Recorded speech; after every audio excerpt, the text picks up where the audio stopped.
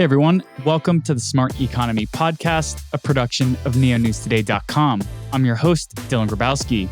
In this episode of the Smart Economy Podcast, I sat down and spoke with Nathan Windsor, the co-founder of Landslide. Landslide is a new IBC-enabled Avalanche subnet that enables any CosmWasm-based dApp to run natively on the Avalanche network. In this conversation, we touched upon the OG status that Nathan has in both the Cosmos and Avalanche ecosystems, the differences between both Avalanche and Cosmos at a protocol level, the security that can be levered by building in between and on top of the two, the role and need for permissioned and permissionless blockchain networks, and so much more. Just a reminder, nothing said on this podcast is a solicitation to buy or sell any tokens, and that nothing should be taken as financial advice. Head over to www.neonewstoday.com to see a disclaimer on the tokens that might have been discussed in each episode. With all that said, I really enjoyed chatting with Nathan, and I hope you enjoyed the conversation too. Hey everyone, welcome to the Smart Economy Podcast. Today we're joined by Nathan Windsor, the co-founder of Landslide. How are you doing today, Nathan? I'm stoked. Thank you for your time. I'm happy to be here, Dylan. Yeah, I'm really excited. This is going to be a super fun conversation that I had a lot of fun just preparing for, because the two worlds that you're building in are just pretty awesome and have longevity in the broader blockchain space. But before we jump down the rabbit hole of who you are and what you're building and why, I want to get like a higher philosophical question from you. And I want to kick off this conversation by asking you, how does DeFi become more resilient by connecting different blockchain ecosystems? Great question, sir. DeFi becomes more resilient, and people won't like this, but it has to become compliant. And as we're seeing from the US, that is a serious threat to DeFi. So we like to talk about smart contracts. And on the other end of a smart contract violation is sometimes jail. The community is broad. So there are some people who refuse DeFi, or there are some people who are DeFi maximalists. And then there are some people who are in between. So like, how do you make it more resilient is, number one, you have to do compliance. That's going to eventually come. And that means KYC. On the other hand, it also means coherent legislation, which the US just has not put forward to date. And then it also means better validation and more democratic access to validating node services. So we have to comply with the law. And once we're complying with the law, we have to make it open. So you don't want a centralization of nodes, of validator nodes. That's the whole reason that we got into this in the first place, is that you don't want banks bailing things out. You want to have decentralized governance. You want to have decentralized validation. And what we've seen at Landslide, the way that we've put that into practice is IBC, which is the most open source protocol to bridge assets, and Avalanche, which has no hard cap on its validators. Cool. That's awesome. Thanks for jumping into the deep end with me. So I do want to take 2 steps back, because I'm a big fan of folks who have interesting paths and how they've ended up in the blockchain space. For context, I was a former urban planner and I learned what a 401k was. And then a year later, I was writing about cryptocurrency full time. So I'm curious to hear, how does somebody who graduated with a degree in biology from Cornell end up not even going into that field and doing something completely crazy and different once they graduate by going into the music space? Can you share a little bit about what your initial passion was in biology? And then after you graduated, how you moved into not just being a musician, but also being an entrepreneur in the space as well? Yeah. So just for anyone listening, I've listened to a bunch of shows that Dylan's done, and this is like one of his big questions that he likes to ask guests. So I commend you, sir, for being interested in people's backstories, because I think it makes this stupid tech world that we're ranting about more relatable and more interesting to people. And it gives people who aren't involved like a way to access the sort of incomprehensible. So yeah, my background was I went to Cornell. I graduated in 2006 from the biology school. I thought I was midway through, like a lot of people on the show, like I kind of like didn't want to do this anymore. So I finished in 3 years and graduated, and then basically moved into music. And so from 2006 to 2020, I lived in New York City. Most of those years I spent in music and music therapy. So I worked in nursing homes, like singing to people in their end stage of life and transitioning into the great mystery, and seeing a lot of people pass and helping people in their end of stage life. So I was playing guitar and singing and piano and drum circles and stuff, which is like way out on the other end of the brain. And then like being in New York, like it's a financial center of a lot of the world. And so I got to see a lot of these emerging. So the Occupy Wall Street movement happened. And then that community of people started talking about crypto as a method of self-sovereign identity, or self-sovereign, own your own finance, own your community economy. I mean, the title of your show is focused around the economy, another iteration of economy. And so I happened to be around in Brooklyn when all these weirdos were talking about ETH and Bitcoin. And so like I read From Bitcoin to Burning Man, which was this like weird PDF written by like essentially burners connecting what Bitcoin was to how it relates to Burning Man, and how these sort of small communities can change ownership of their digital assets. So yeah, and then from there, like I basically joined the communities like in Brooklyn. I went to as many meetups as I could. I bought Bitcoin and ETH in 2015, and I retrained as a developer in 2012. And I tried basically early ETH protocols. I helped fund some early ETH protocols, helped build some, and then our team at Landslide, now we've been together since then. And so now we were early Avalanche investors and validators. And so now we've built essentially like the connection to IBC, because that's the next stage for us, I think, as a Web3 community. Yeah, I love that. I mean, Occupy Wall Street for me was the genesis for what do I do next? I was out of school at that time, and I saw a lot of just frustration. And so actually for me, that's what spurred me to go to graduate school to study urban planning, so that we could have a positive impact on cities and the urban infrastructure hundreds of years after we're gone. So it's really cool to hear that you had these ties, and that Occupy kind of awakened you, especially when it comes to the ability to own your own digital assets in this case. And Occupy taught us that we can't trust the larger traditional financial institutions with as much blind hope as maybe we might have. So unfortunately for the millennial generation, it was getting another Band-Aid ripped off and showing that the world isn't as pretty as it was told to us as we were growing up.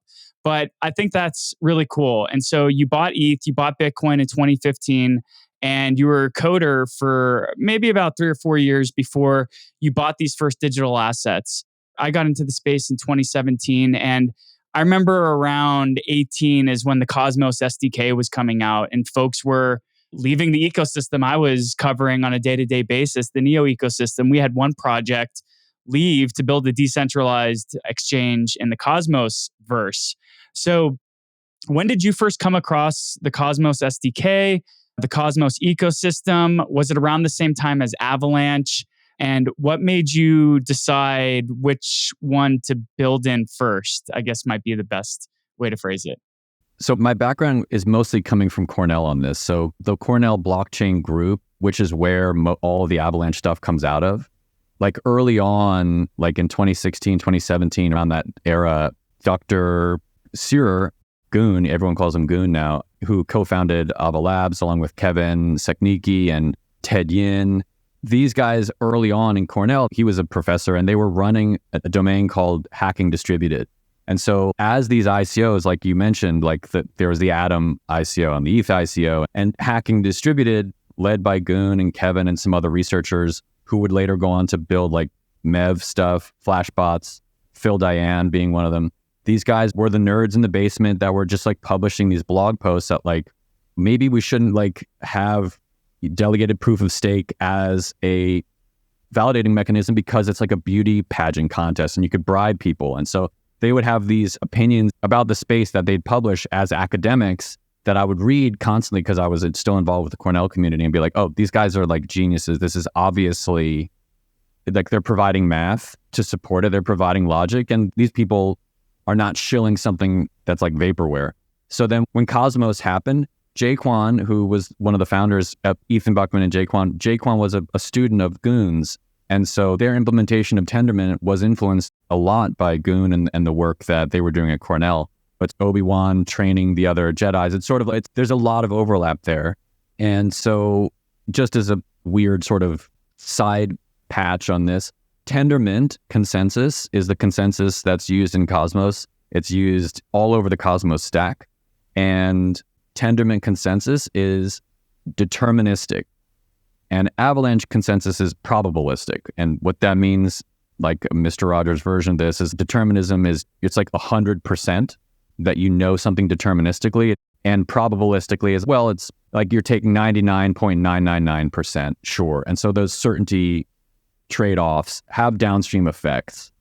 And one further thing I'll say about that, because we'll get into Tendermint versus Avalanche consensus, is that all of these chains that we see, ETH, Bitcoin, all these are about consensus, right? It's all about achieving consensus about what just happened. Did this team score a goal? Did this person send money? And so like all of this politics around and the regulation and the theft, all of this stuff that we see come out of this as a conversation is only related to our ability as sapiens to agree on what just happened. That's it. That's the thing. What just happened? Was it real? And can we verify it? That's the game. So that is mind-blowing to me. I didn't realize that there was such a regional tie to Cosmos and its founders with Jay, as well as Cornell and Avalanche. It's such a interesting kind of regional phenomena that you were quite poised to see the best and the worst of both worlds to build in and bridge them together. So I'm really looking forward to digging in more.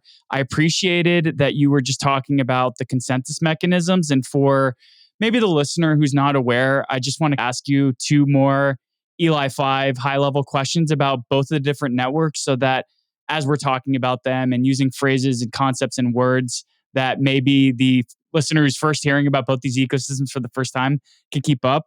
So can you just really high-level elevator pitch, share what Avalanche is and maybe talk a little bit about the subnets, and then also talk about the similarities and differences with Cosmos and the app chains? Great. Okay. Avalanche, unlike a lot of other chains like Solana, ETH, Bitcoin, Avalanche and Cosmos and Polkadot are all these sort of multi-chain blockchains. It's not a single blockchain. So there's like a bunch of different things happening. So Cosmos has its hub, which is Atom. And that was where the initial ICO happened. And that's where a lot of security is. And that's where a lot of validators are. Okay, so that's the Atom hub. And outside of the Atom hub, there are like 100 other chains on Cosmos specifically.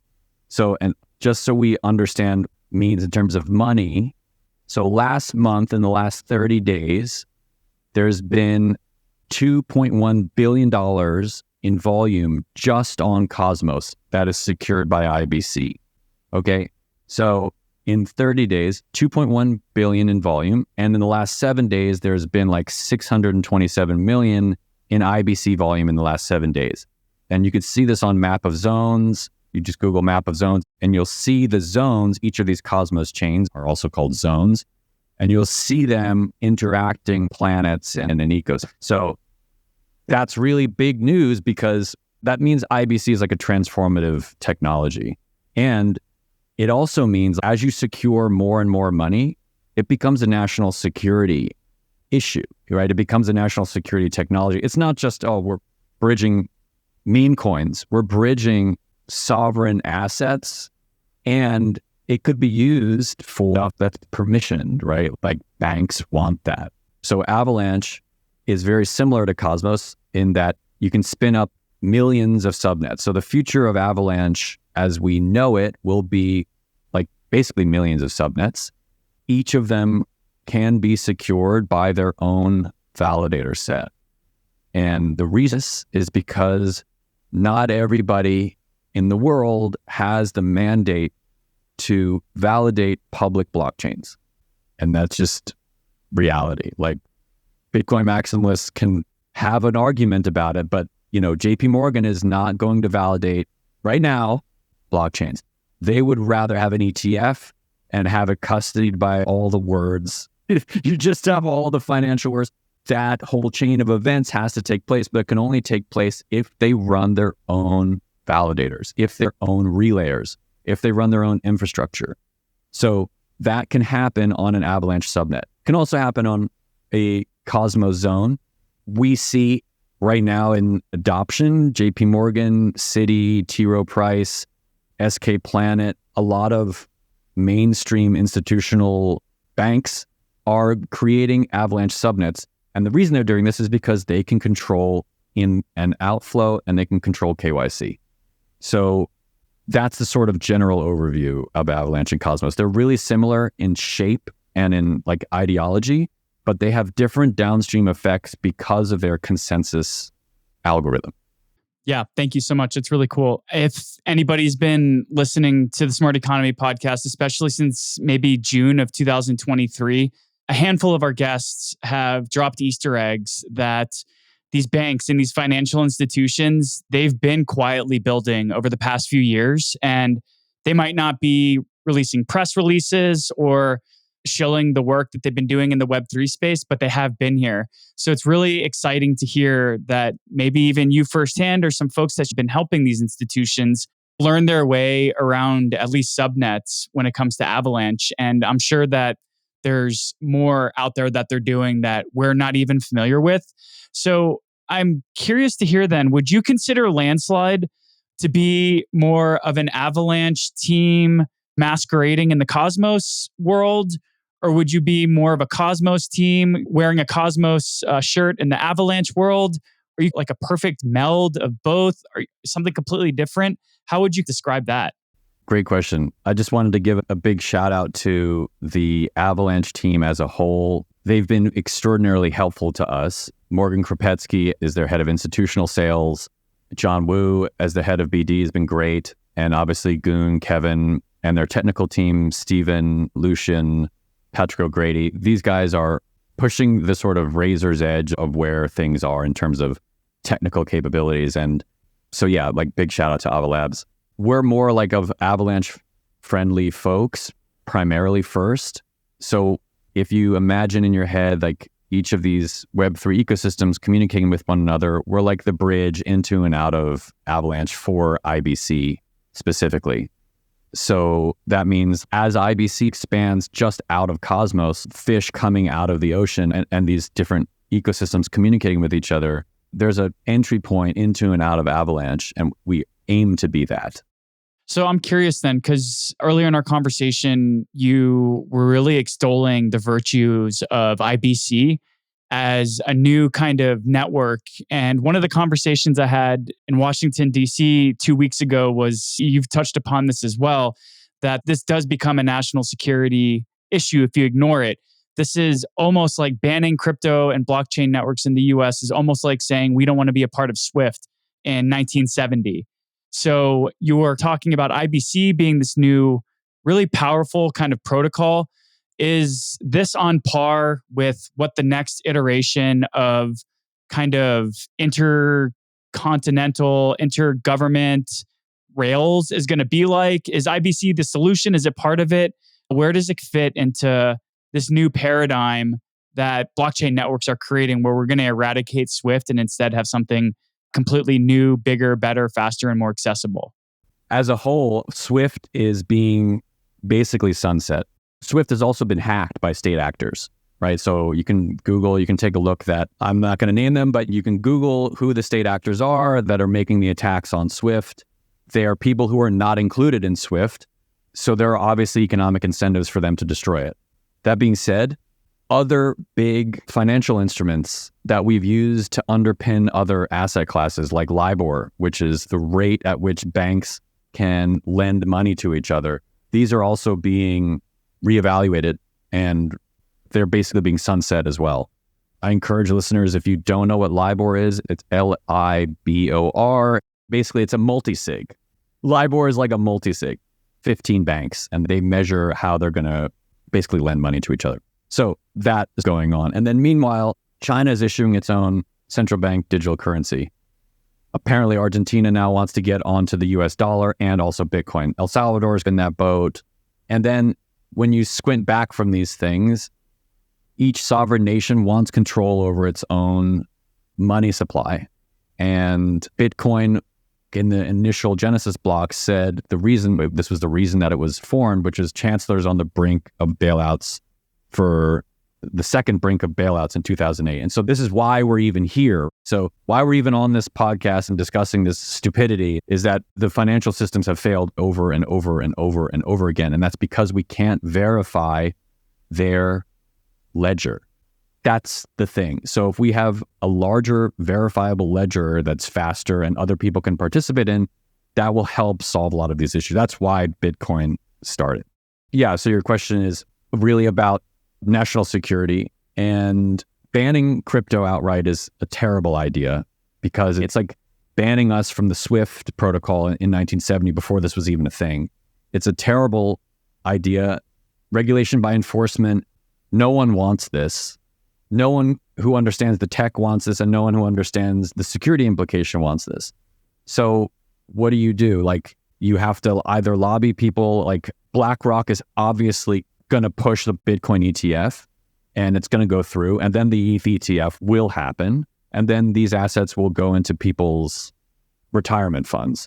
And that's the small sort of exposure into that. What you mentioned about, do we think about like Landslide, Avalanche, IBC, do we think about these things in terms of nation state adoption? I mean, we hope so. The issue is IBC is not a bridge. Okay, so there's no externally verified bridge, like a set of validators or like a concrete bridge from land to land. There's no bridge really. It's not technically a bridge. It doesn't function like a bridge, and there's no central point of failure. So if you're sending something over IBC, which has processed about $40-50 billion total, okay, nothing comes close. Chainlink doesn't come close. No other bridge comes close to what IBC has processed. So if you're sending something over IBC and it fails, it will revert. So the failure process is a lot more secure. It functions like TCP/IP, so there's no validators who are really validating the transaction itself. People are relaying information, and they're relayers, but there's not a third-party extractive value token in the middle of IBC. Okay, and that as a characteristic is more likely to onboard institutions who want to run their own relayers but don't want to be involved with third-party tokens or third-party bridges that they have to validate or get a mandate to even hold. Yeah, so then why build these Cosmos zones in Avalanche land? Is it because having like a subnet is much more tangible to these financial institutions? Why would it be more appealing to them to leverage IBC and Cosmos zones, but do it on Avalanche tech and that tech stack? So our bet is on Avalanche consensus and IBC as a tech. In our view, the crown jewel of Cosmos is not anything except for IBC. That's like number one. The fact that even works coherently and has not lost a single dollar and processed billions of dollars, that's enough for us to be like, okay, this is worthwhile to build on. Whether or not institutions build on it, like we have to build the bridge there. And so a big shout out to the Interchain Foundation, who is like the steward of open source software in the Cosmos ecosystem, because they funded the open source light client that connects Cosmos to Avalanche. So even if Landslide disappears or whatever, the light clients between Cosmos and Avalanche and any other IBC light client. So a big shout out to Composable. They've built the light client for Polkadot. They're working on Solana, and they were also working on ETH. Toki and the data chain team are working on Binance. So IBC is spreading out, and it's spreading out in these tendrils called light clients. And these light clients are open source methods to verify our state changes, to verify the ledger. And these are all open source.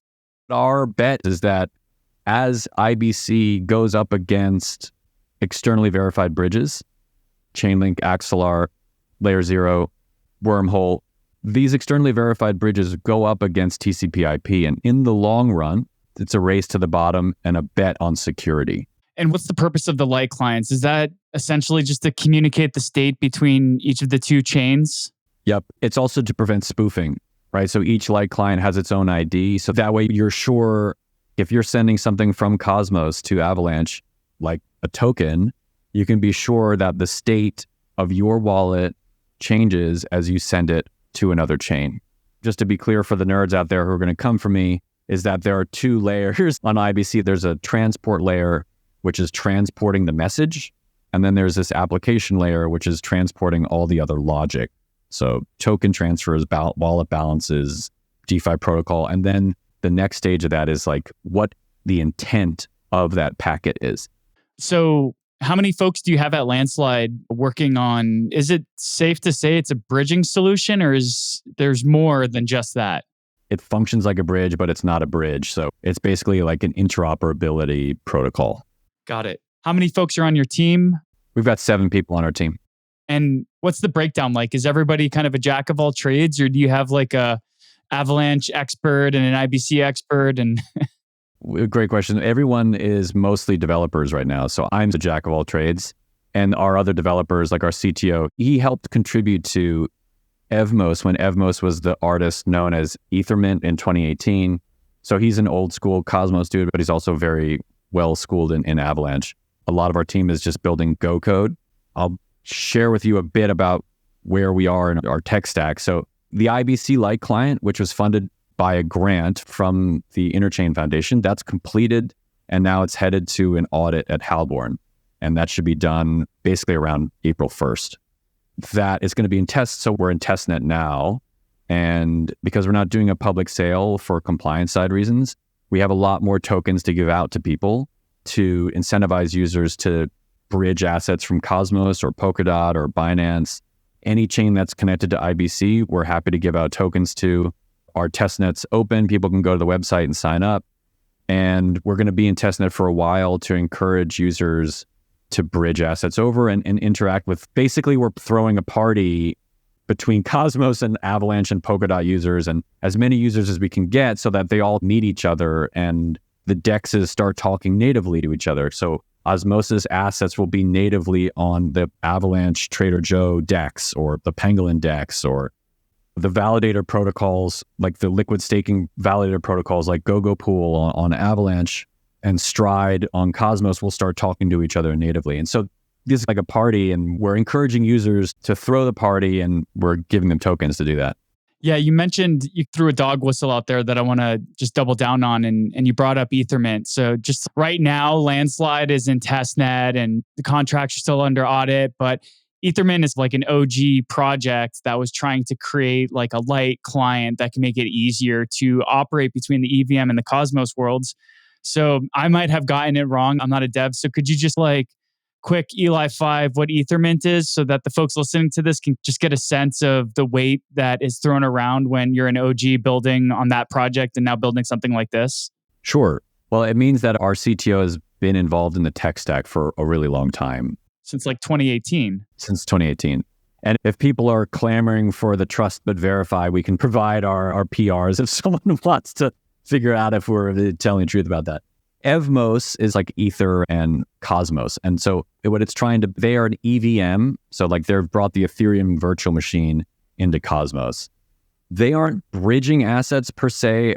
As far as I understand, they weren't bridging assets from Ether to Cosmos because there hasn't been an Ethereum to Cosmos light client until basically now. Like Polymer's working on it. Union is working on a ZK version, and Composable is building an Ether light client as well. So what that means is Evmos is like the Ether Cosmos Connect in terms of virtual machines. Yeah, that's cool. You mentioned that your team is building a lot of solutions in Go. Just curious to hear why you guys chose Golang. What are the opportunities and constraints that coding in that language offers? Yeah, so Go is a coding language that Google built and is open source, and it's used all over the blockchain stack. So when people say the word Geth, Geth, that stands for Go ETH, meaning that's like the ETH packet basically that runs on Go. There's also Avalanche Go there's a big section of the Avalanche stack is written in Go, and IBC Go. And Go as a lower level backend programming language is really fast and scalable, and it's also standardized across different blockchain stacks.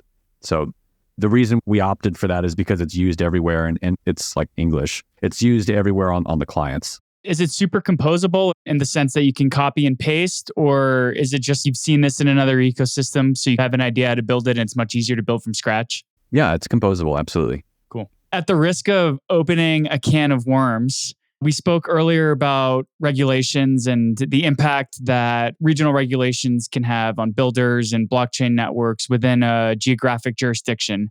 So I am curious to hear a little bit about Landslide's perspective on permissioned and permissionless chains. And maybe you guys might even have a set of clients that ask you to build out permissioned chains for them. So could you maybe just expound a little bit on the team's philosophy between these two chains, and maybe also share some high-level examples if you do have clients that are seeking these permission solutions from your team? Sure. Great question. So permissioned is what got us into the problems that we're in now.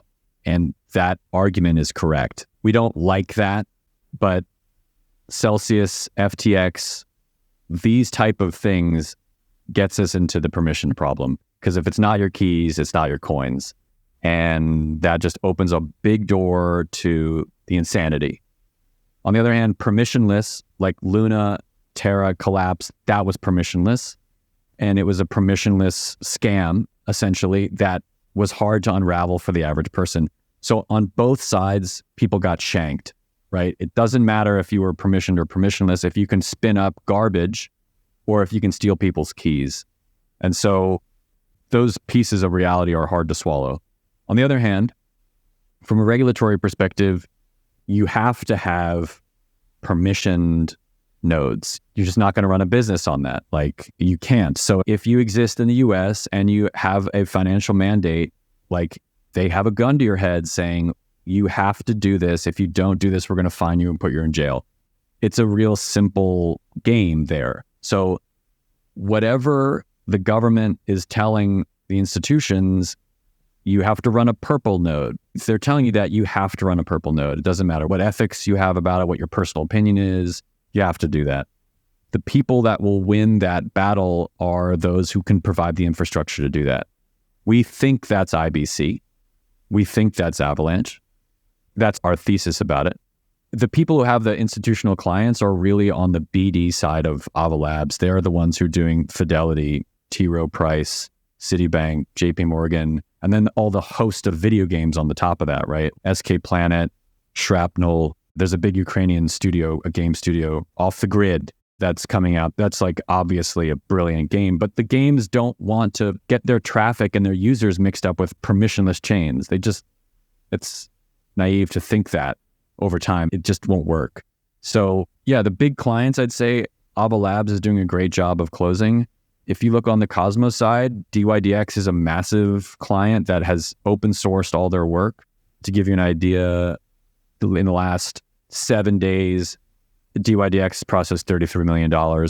You can see that on Map of Zones. The Noble team is building a great partnership with Circle and USDC. And in the last 7 days, Noble's processed $64 million. And then there are other groups inside of Cosmos, Millicent.io. They're one that's building with a host of institutional clients, and you can see them on their website. So the way that we help out institutional clients is, in some sense, we can just build the lower level TCP/IP protocol for them to build on. And then when people start using it, we'll benefit from that. So at the beginning of the conversation, I asked you how the resiliency in DeFi can be improved by these interoperability protocols connecting different ecosystems. But now, after what I just heard you say, I'm wondering, is TradFi and are these new games that are leveraging digital assets, are these ecosystems actually going to become strengthened and emboldened by interoperability protocols? Yep. It depends on the game and it depends on the company. So if you're a company like, I know Off the Grid, They want to keep their NFTs on their own chain and they want to control the validators. That said, they would be open to ideas getting new users if those NFTs were transferable into Stargaze on Cosmos or some of the other NFT projects via IBC. They're open to that. They just want to, at the same time, maintain their control of their validators because they're a corporation. That said, there's an IBC function called a solo machine, which is like perfect for central bank digital currencies, CBDCs, to launch. And also you can control basically everything there. It's like a solo machine, but without the connections to other IBC channels like Avalanche or Cosmos, it becomes less useful. The question is, how do these assets interact over time? They're going to interact over time if there's the channel there and the legal mandate. So these institutions are just like older versions of us, more conservative versions of us who have a different mandate than us, but they all see the writing on the wall, right? Like the game is, there's no other casino in town, right? You can't go and get blood from a stone in the stock market. If you want to get crazy returns, there's a certain section of the market you can do that, and that's called crypto. You can get your face ripped off, or you can like verify and be very conservative and do very little. Like Bitcoiners are great at this. Long-term Bitcoin holders are just like great at that. They view everything else as a risk and they just do this one thing. So what does DeFi look like long-term? You're going to have both permissioned and permissionless, and you just need the pipes to build that. And we hope that's IBC, and we hope that's Avalanche. You mentioned that you're working with financial institutions, and I'm sure that the conversations around the water coolers. Sorry, so we're not. Okay. Directly, honestly, we don't have them in our Rolodex. Like Ava Labs business development does. And if you want to take a look, shout out to Morgan Krupetsky, John Woo, and the entire BD team at Ava Labs. They do a massive job about reaching out to institutions. The ICF, Interchain Foundation at Cosmos, also does a really good job of reaching out to institutions. We've been working on building a consortium of IBC-enabled chains. And so that consortium could be of help to institutions, like providing education, a lot like R3 Corda did their reach out. So we're putting together that as well. Everyone's like, where is IB? What is IBC doing? And so there's obviously some education to reach out to do. The rubbing elbows isn't really native to Landslide. Perfect. Then I guess I'll just pivot a little bit. You and your team are part of the Interchain Builders Program. So can you just expand a little bit on what that is? Is it just aggregation of builders in IBC land? Or is it more of a top-down focused sort of strategy from the Interchain Foundation? Oh, great question, man. This is a great interview, man. You've really done your homework, and I appreciate your diligence on this.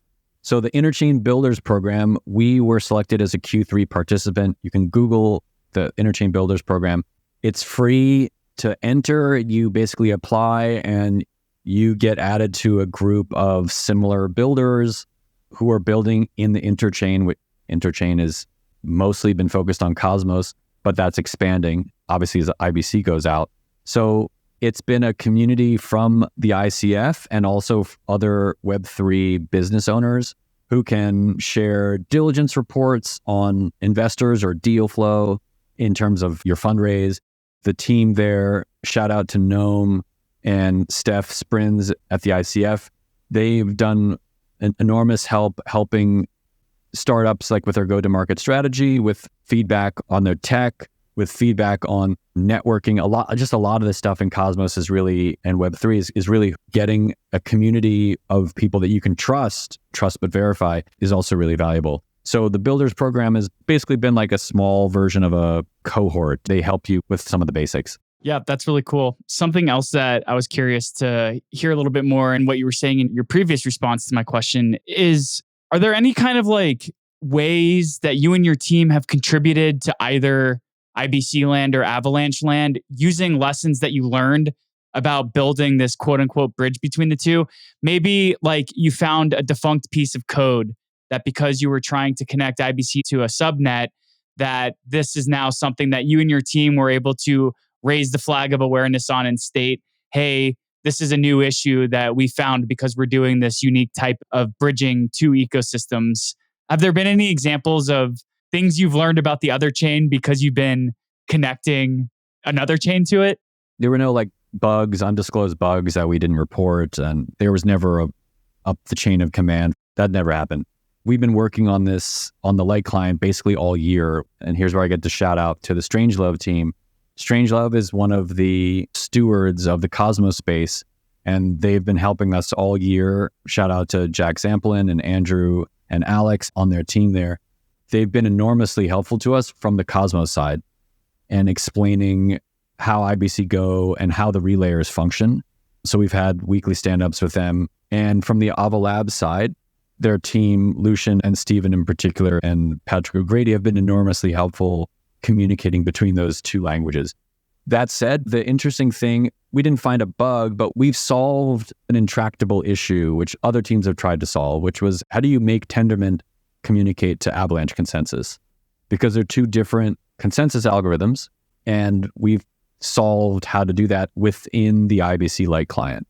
And we can get into a Tendermint discussion, and I can clearly explain the Avalanche consensus to listeners. Oh, I mean, I'm a big fan of Tendermint. The ecosystem I've been in day in and day out uses a BFT as well for its consensus mechanism. So maybe you can share just maybe high level, a few key takeaways of Avalanche's, I guess, delegated proof of stake consensus mechanism, and then also how that communicates with Tendermint BFT. Great. Okay, so Avalanche doesn't use DPoS, delegated proof of stake. It's not in per se as the term. So stepping back, when you think about consensus, you're like in a stadium and you're trying to establish like blue or red, and you're trying to poll people in the stadium, blue or red. And in Tendermint, all of the people in the stadium have to talk to each other. Everybody in the stadium has to literally talk to every other single person in the stadium to determine blue or red. And that's why in the Cosmos white paper, you can look at it and you could see that the Atom validators are capped at 300. Hard cap 300 in the Cosmos white paper. That's a downstream effect of the Tendermint consensus algorithm, the method that they use to determine red or blue. In Avalanche, it's different. Not every person has to talk to every other person. A single person asks like 5 people, for example, red or blue. And then those 5 people ask another 5 people, and those 5 people ask another 5 people. So you're still polling the stadium. You're just not, you personally don't have to ask 1,000 people red or blue. So you're still achieving consensus around the decision. You don't run into this problem. Now, the problem colloquially in the industry is called the N squared problem. And this is as validators, as you get more and more validators, basically people participating in the network, that problem becomes it's a quadratic problem. It becomes a larger problem faster. So Avalanche doesn't have this. It's a subsampling. So you sample a small section of the stadium and say, hey, man, red or blue. So yeah, that's how that works. And then in terms of how that works in the light client itself, a simple explanation is waiting for the header on the block, like on Cosmos, to be relayed into Avalanche and waiting for that to confirm on the light client side. That's the simple explanation. So we're getting near the end of our conversation. I'm just curious to hear, let's say 6 months from now, Landslide is now live on both main nets. As a retail user, what are some use cases that I can expect to interact with Landslide? Our success will be if people don't know they're using Landslide. That's the biggest success. Our ideal scenario is that someone wants to send Osmo tokens on Osmosis to Osmo on Trader Joe in a single swap.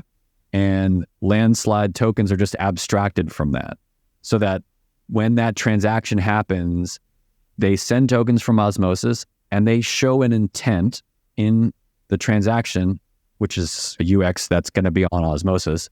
I want to swap this on Osmosis on Avalanche. That whole chain of events just happens. And they don't think about me. They don't think about Landslide. They just think about the swap. So there's some steps we have to take to get there. But the end stage is that we don't want to build a competitor to the DEXs. We don't want to build app competitors. We want to build these pipe systems so that the pipes work and that these existing apps can start communicating. Yeah, and you mentioned a few times a potential landslide token that folks can go out and earn and be rewarded for participating in testnet. To me, it sounds like the landslide token will be used to maybe vote for validators on either network and also maybe even be used to migrate between IBC and Avalanche subnet land. Maybe I'm incorrect or misunderstanding. Can you just share a little bit more about what the use cases and the uses for the landslide token will be? Okay, so when you transfer tokens between IBC zones, you don't assume anything about the bridge. IBC is just, there's no assumption you make. You're just trusting that IBC functions. However, you are trusting that the target and the source chain are valid. So if Osmosis somehow gets malicious and gets attacked, or Landslide gets attacked, so you have to use the Landslide tokens to keep the target or the source chain on the Avalanche side safe. So the ideal scenario is that Landslide becomes permissionless so that anybody can validate it. It should not be, you don't need to KYC, that's not involved at all. And Avalanche is also spinning up a sort of pay-as-you-go validator and subnet-only validators. So what this means for Cosmos validators or Polkadot validators or Bitcoin validators is that these economic security guarantees can be transferred between subnets and transferred between chains. Each blockchain has its own validator set and it's keeping the chain secure. We see this in Cosmos evolving into providing security for other chains. So it's like if your house is secure, you can provide your security system to another house. And this is called mesh security, and mesh security is expanding. You can see this in the Babylon chain. Big shout out to their team. They're providing Bitcoin staking security, basically, to Cosmos. So that means they're allowing Bitcoin stakers in a permissionless contract to earn fees on other networks. Very cool. So is it safe to say that Landslide will be its own security provider then for all the chains that it interacts with? Yeah, so the Landslide validators will provide economic security to Landslide. And then the next step is Cosmos validators will provide security to Landslide. Bitcoin people through Babylon will provide security to Landslide. So that's how that will work. So Landslide tokens keep Landslide safe alongside, obviously, the consensus and uptime of the validators. There is no slashing. As you can see in Cosmos, there's slashing for validators. You don't need to do that. We're opted not to do that. It's a whole other rabbit hole, but there's no slashing that takes place. It's just, you just don't collect the rewards.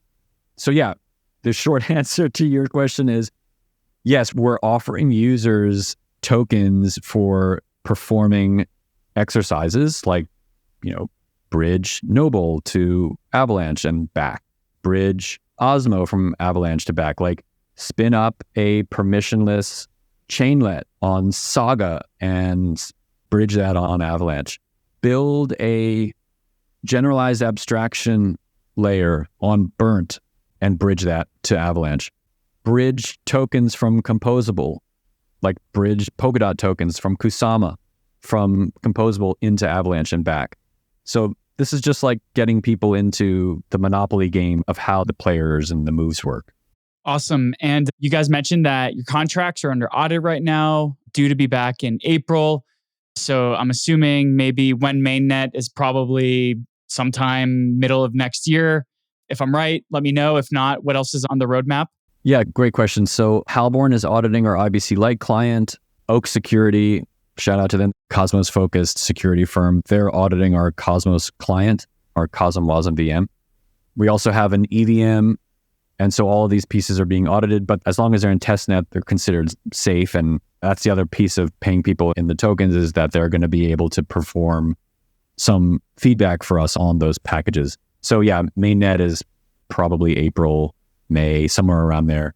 If the bull run keeps running and more IBC chains keep turning on onto mainnet, we'll extend the incentivized testnet to a little further. Cool. And if someone is listening to this and they're interested in testing out Landslide, where should we send the listeners? Yeah, landslide.network. Awesome. Nathan, this was a super fun conversation. I've been playing around in the Cosmos ecosystem for a handful of years now, and it was really cool to hear the lessons learned that your team is bringing from building in both IBC and Avalanche land.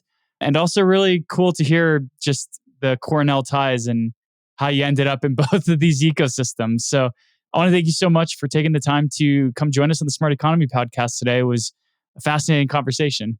Dylan, I appreciate your time and your diligence and preparation, sir. Well done. I appreciate it. Well, hopefully there's still enough time today for you to do a little surfing. Oh, yeah. Cheers, brother.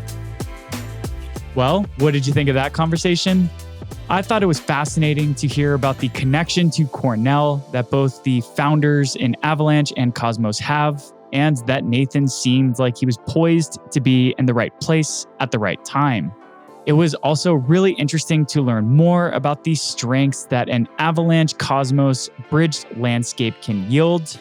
And I really enjoyed learning about the differences and similarities between the two consensus mechanisms for both networks. Head over to landslide.network to begin testing out the testnet now. To keep up to date with the Smart Economy podcast, head over to smarteconomypodcast.com. And please don't hesitate to rate and review any of these episodes if you've enjoyed listening to them. The more folks that rate and review, the more we get to be put into other people's ears and eyes. And of course, if you are a NEO token holder, please consider voting for NEO News Today as your NEO Council representative. We've proudly been serving the NEO ecosystem since 2017, and will continue to do so by putting portions of our council income directly back into ecosystem growth initiatives. With all that said, thank you so much for taking the time to listen to the Smart Economy podcast, and we look forward to catching you next time.